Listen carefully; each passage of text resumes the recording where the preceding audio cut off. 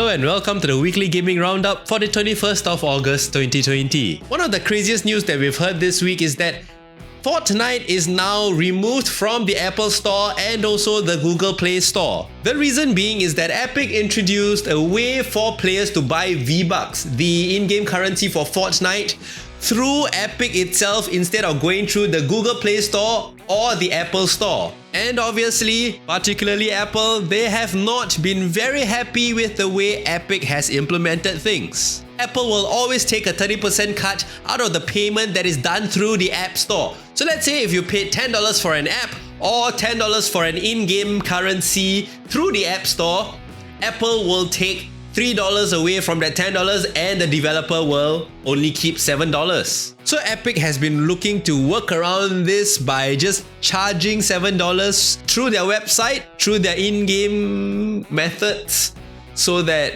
Apple doesn't get this 30% for basically doing nothing. And because of that, by violating the terms of service, Apple and Google has taken Fortnite out of their App Store. And not only that, now Epic is looking to sue Apple for using anti-competitive restraints and monopolistic practices. So basically, it is them trying to sue Apple and telling them like, hey, whatever you guys have been doing the past few years with the App Store, it is disgusting. We are going to sue you and hopefully you change something with the App Store. Which I think it is a great move because Apple just publishing the apps and then just taking 30%. 30% is a lot, you know. Let's say if you earn $1,000, Apple takes $300 and you just keep $700. Just because of this 30% charge. $300 is probably a lot of money if you are not a big giant developer like Tencent or whatsoever. And I hope Epic actually wins this lawsuit so that it will give a message to Google and Apple to stop being such douchebags because they own the monopoly of the App Store and also the Google Play Store. So Call of Duty has finally revealed their upcoming game, Call of Duty Black Ops Cold War. Not many things are known about the game right now, but there is an official reveal trailer on the 26th of August. So like the name implies, the game will probably go back all the way to the Cold War, and since it's a Black Ops series, highly likely they will be using returning characters from the Black Ops series like Frank Woods and all of those people. I can't remember the names. And I don't know if you guys have heard about it, but Fall Guys is a pretty amazing game. So what it is that it is somewhat like a battle royale game, but without the shooting and all that kind of stuff. It is actually a platformer battle royale game where you as the player will need to go through a lot of these obstacles, all these platforms, and hopefully be the first in line.